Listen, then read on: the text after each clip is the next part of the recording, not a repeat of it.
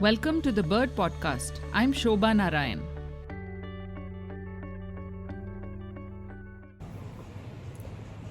You know, listening to you, Samira, I was just thinking that it teaches me, even city people, birders, it teaches us a way of being in the forest that we haven't even considered.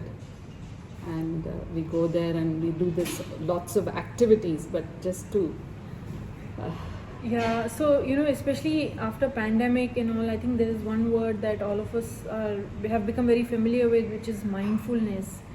And I feel that I'm really privileged to have done the most mindful activity most of my adult life, most of my life, which is just to observe birds, be in the moment. It's calling, and I'm just looking at it. I'm not making a list. I'm not trying to take the best photograph. I'm just there in that moment.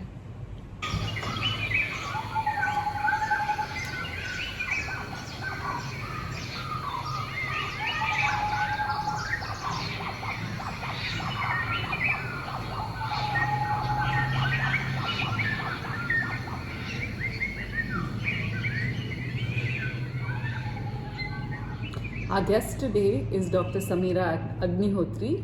She studies birdsong, the racket-tailed drongo, and ethno-ornithology. Her full bio we'll post in the show notes section, but for now, welcome Dr. Samira. Thank you so much, and please call me Samira. You have to tell us what we just heard. Yeah, I just played a recording of the dawn chorus from the Biligiri Rangan Hills, where I've worked for more than 15 years now.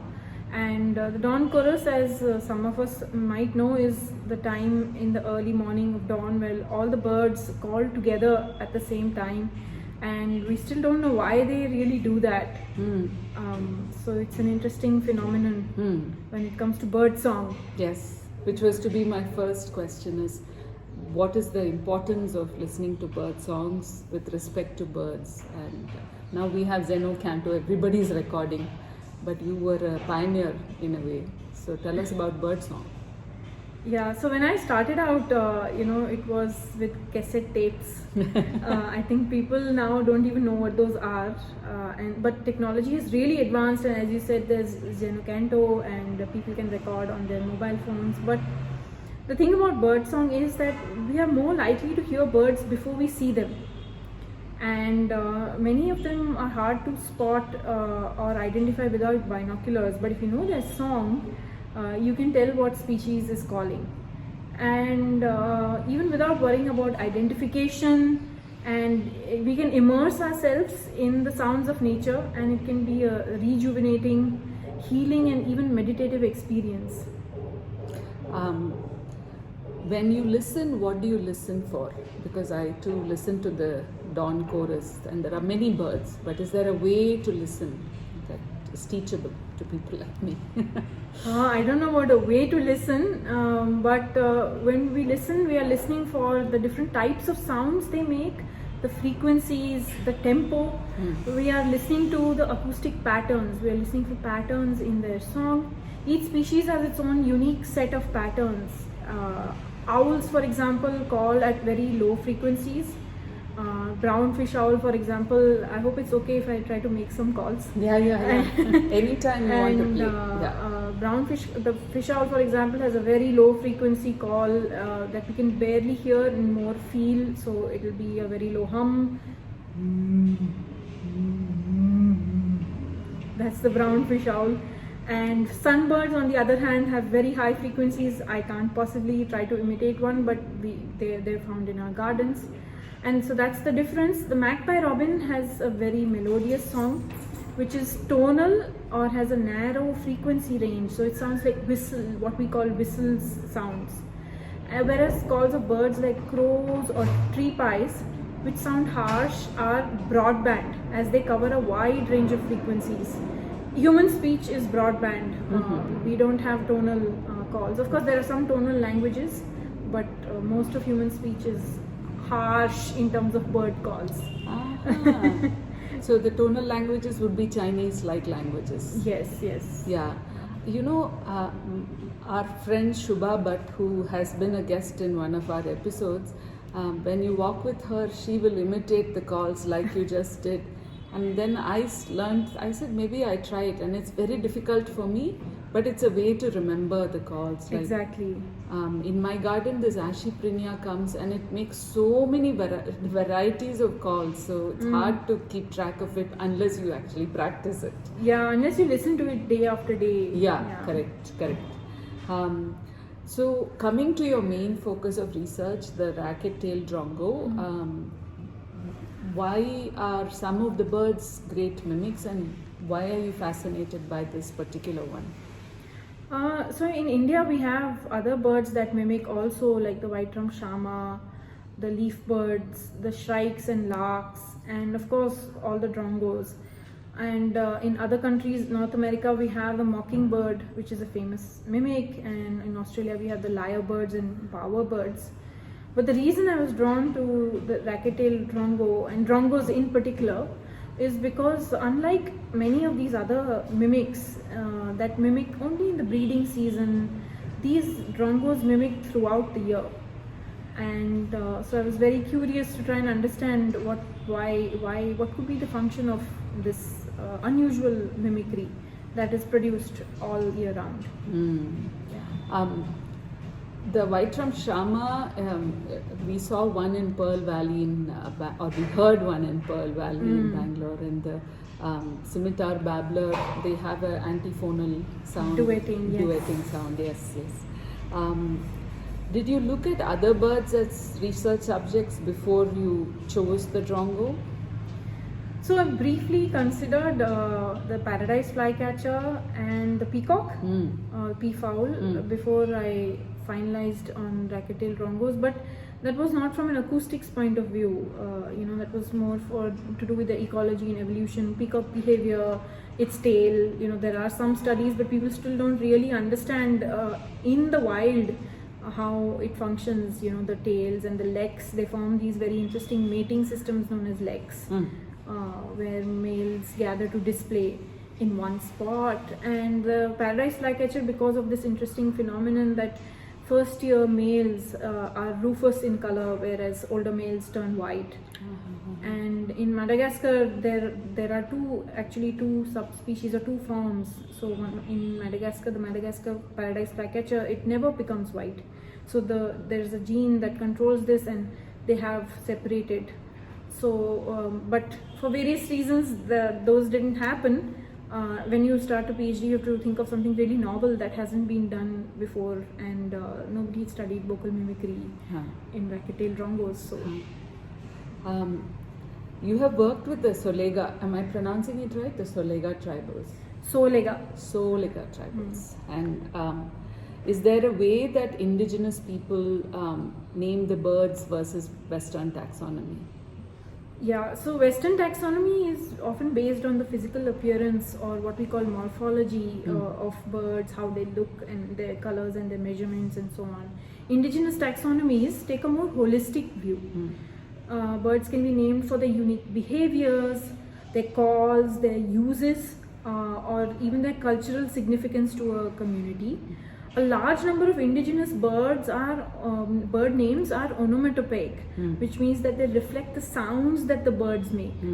For example, kutru or gutraki, which is the white-cheeked barbet, it sounds like call. Kutru. That's exactly. And the Indian cuckoo, for example, across its distribution, wherever it's found in the world, it has an onomatopoeic name. So in North India, it is Kaifal Pakyo. And the British said orange peacock, because that's how it calls. That it has a very specific call, and it's very easy to hear, but it's very hard to see this bird. So a lot of the indigenous names are based on calls.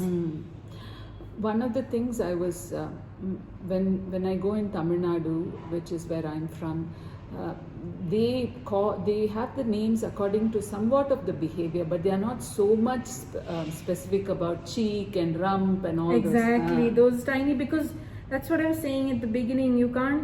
Most people don't see birds through binoculars or in the hand. But the calls are much more the way we interact with them, the way we perceive them. Yes. Oh, that makes a lot of sense, because I was like, why are they calling something sparrow, ground the sitting sparrow, on the shrub, on this Exactly. particular shrub? Everything is haki or sparrow or Yes, pakshi. yes. You know, but I never thought that this is because binoculars, they can't even see the rump, and sometimes these birds are all hidden. Yes. Okay, got it. Now I understand. So how you've written very beautifully about how Soligas interact with the forest and the land, and describe that for a little bit for us, and then what can we learn about how they interact with the land. So here I'd like to play a few audio clips. I'll just play them. These are Soliga folk songs about birds. Okay.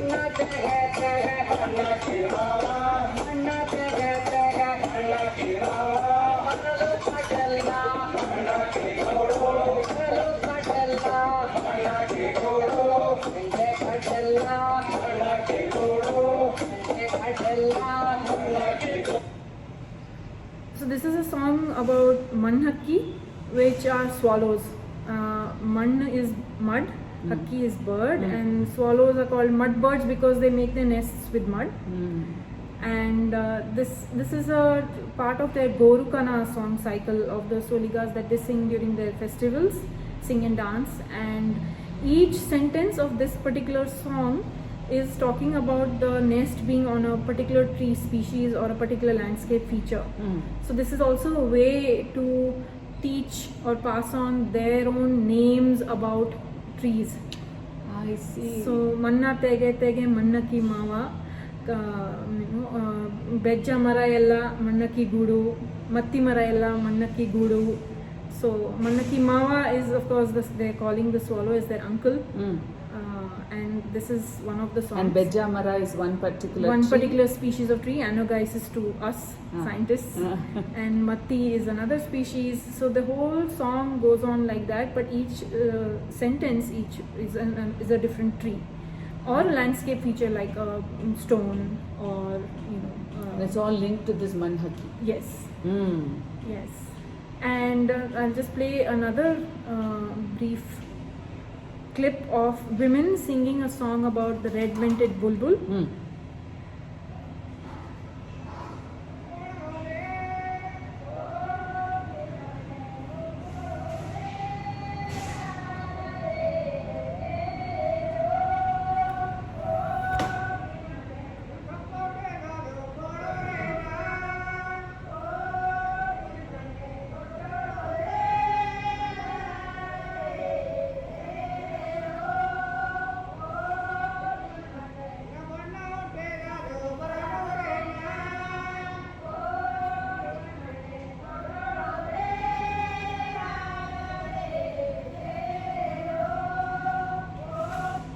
So this song is Kotrole Koti Mande, and every sentence is about a place.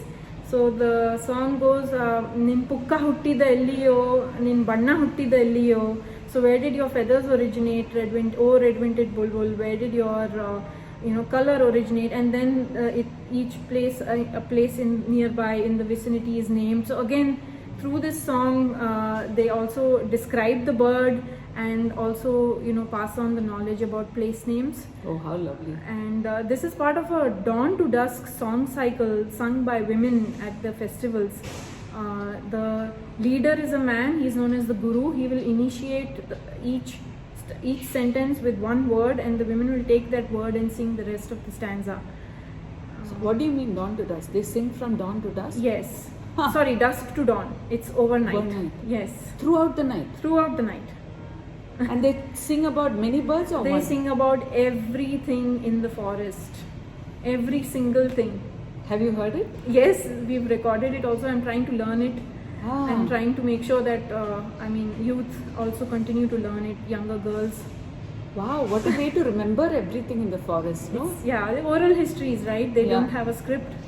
That's how their knowledge is passed on. Word of mouth, songs, stories. But it will be different sets of women singing. I can't imagine one group singing from dawn to dusk. Is that true? Same set. They take breaks for chai and whatnot. Ah. But they do sing.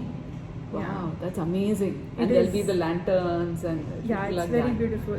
Like Yakshagana performances in a way. Yeah. Yes, but this is very not very dramatic. Ah. It's in one place. Okay. Yes. Anything else? Yeah. So, and you were asking me how Yeah. do the indigenous people relate to the forest and Correct. the land? Yes. And these two songs were an example that Yes.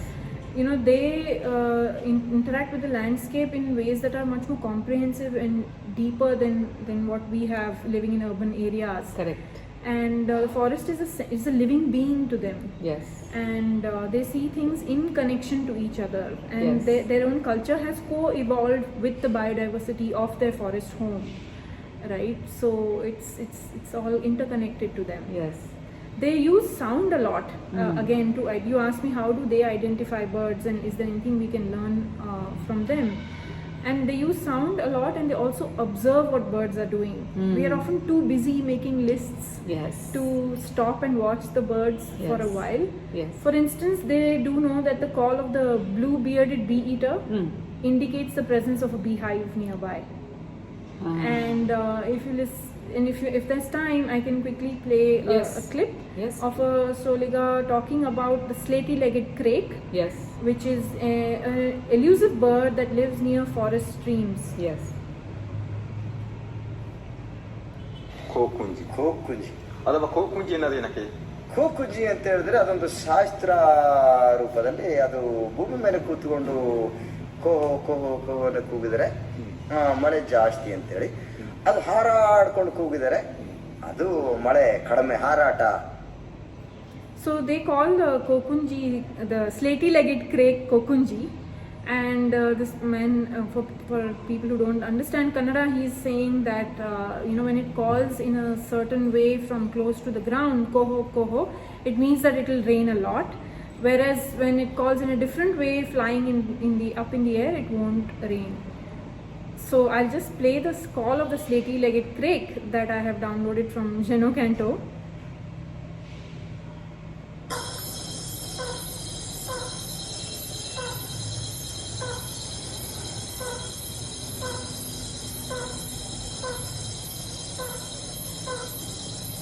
This is that koho koho, what he is describing as koho koho call.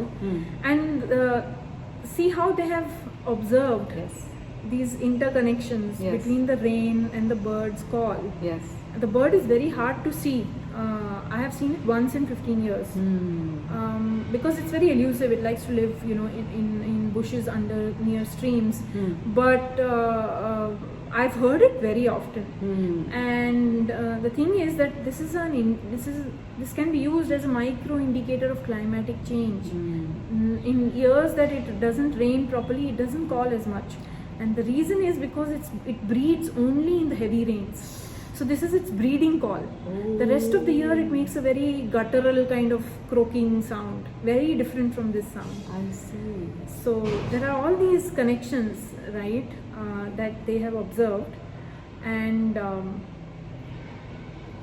so this was one One example. of our guests, Nancy, Dr. Nancy Jacobs, who like you studies bird song and birders in Africa, and also taxonomy like you.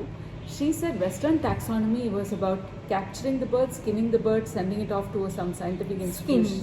Skins, collecting skins. Collecting skins, yes. And you remove the bird from the context into Exactly. an environment, sterile It's environment. very sterile. Yeah, Whereas- it doesn't really have any context at all. Yeah. Whereas vernacular naming traditions are entirely about context. Very true, very true. I'm a big fan of her work. And one of another common friends said something related to you, which is Dr. MBK Krishna.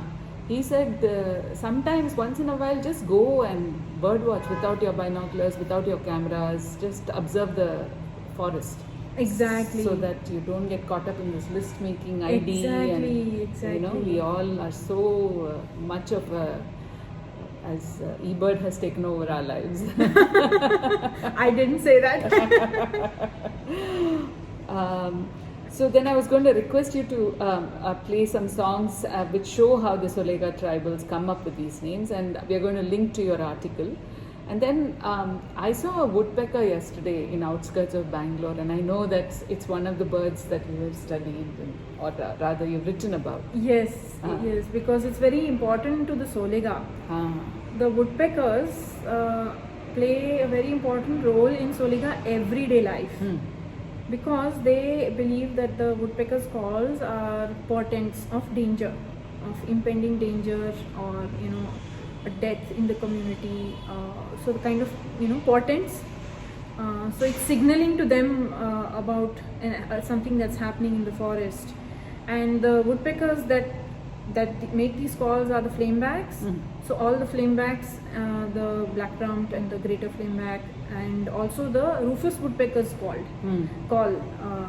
The calls are very different, but all these three species calls are considered to be omens of The danger. greater flameback, the rufous, and what is The rufous woodpecker, all the flamebacks. All the flamebacks. Yeah, Okay. and the rufous woodpecker, their calls. So shall I just Yeah, please do. play some? First, I'll play audio clip of a person talking about this Yeah. phenomenon. Yeah.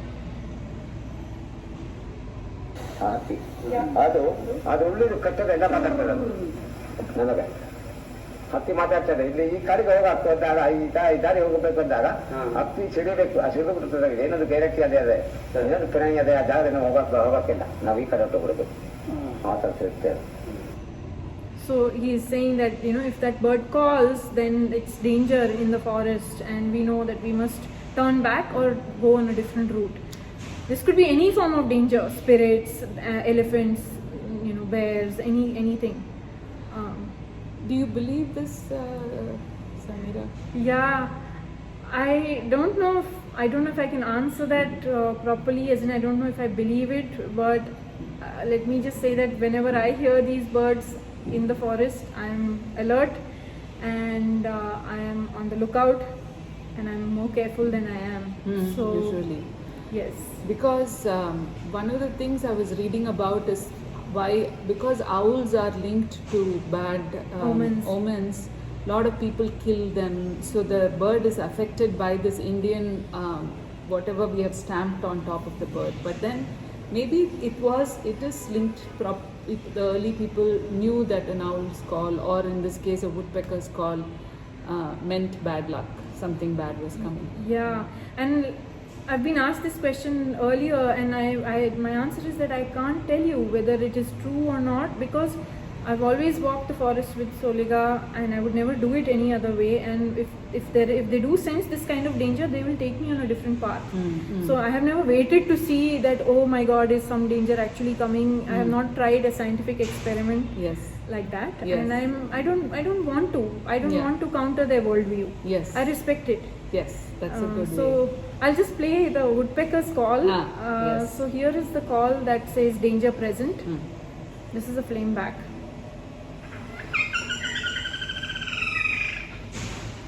Yeah, and when they hear it, immediately they also respond with their own sound.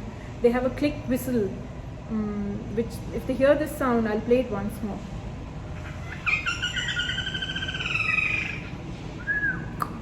They will do that, which is a signal to the bird that I hear you, I acknowledge you, and I listen to your warning. So they are interacting with the bird. They also believe that it signals all clear. So here's the all clear call.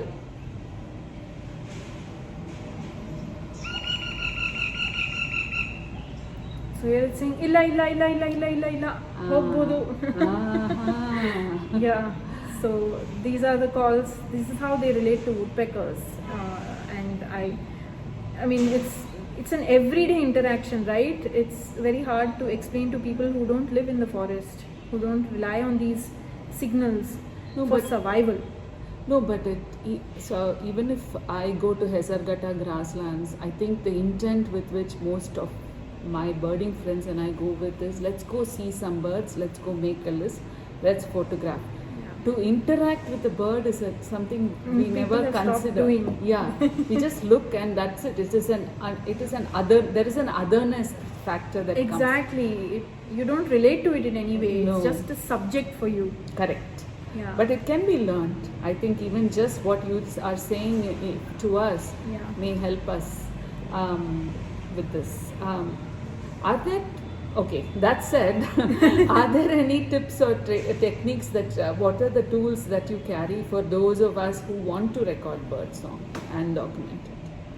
Yeah, so now of course smartphones can, but if you really want to record bird song for research purposes or for serious purposes, then you do need a good recorder and a good microphone. These things are not very cheap, but I mean, they can be, I mean, people pursue photography as a hobby. It's cheaper than that. Yes. So Marantz and Zoom are the good recorders, and Sennheiser are the mics. So those are the tools, and of course there are a lot of analysis softwares that allow you to view the recordings and listen to them, and understand what you have recorded. So those are the tools. But I want to really say here that just because the tools are available now, it is an abuse to continuously play back what you have recorded to birds just to attract them so that you can add them to your list. It is abusive to the birds, believe me, because you are an interloper in their communication network. We don't understand exactly how they are using these calls and how our playing them will stress them out, or there have been some studies where birds have left breeding grounds and things like that. So I would really, while it's great that these tools are available to many of us now, I would really discourage the rampant use of playback just to attract birds for a list. That's a very good point, yeah. And similar to going too close to the nest and so making the bird Absolutely. abandon it, yeah. What are some of your favorite birds and birding incidents? Birding incidents, there are too many. Yes, you say that. Uh, Every day is a new day. Yeah, really, I can't really pinpoint one or two incidents, but my favorite bird continues to be the racket-tailed rongo, because it's just fascinating. I think we barely understand how intelligent this bird or birds in general are. Their cognitive abilities, there was a study recently that says that bird brains are packed with many more neurons than ours. Even though they're very small in size, they are full of neurons. And these creatures are really intelligent, and they are doing things that we don't even begin to comprehend. And the racket-tail especially is one master of many things. So it's still my favorite bird, and it's of course really beautiful when you see it. It's so regal. I mean, it has so much character, right? With its long tail. Yeah. Shama and Paradise Flycatcher are also favorites for many reasons. They look beautiful, they call really nicely.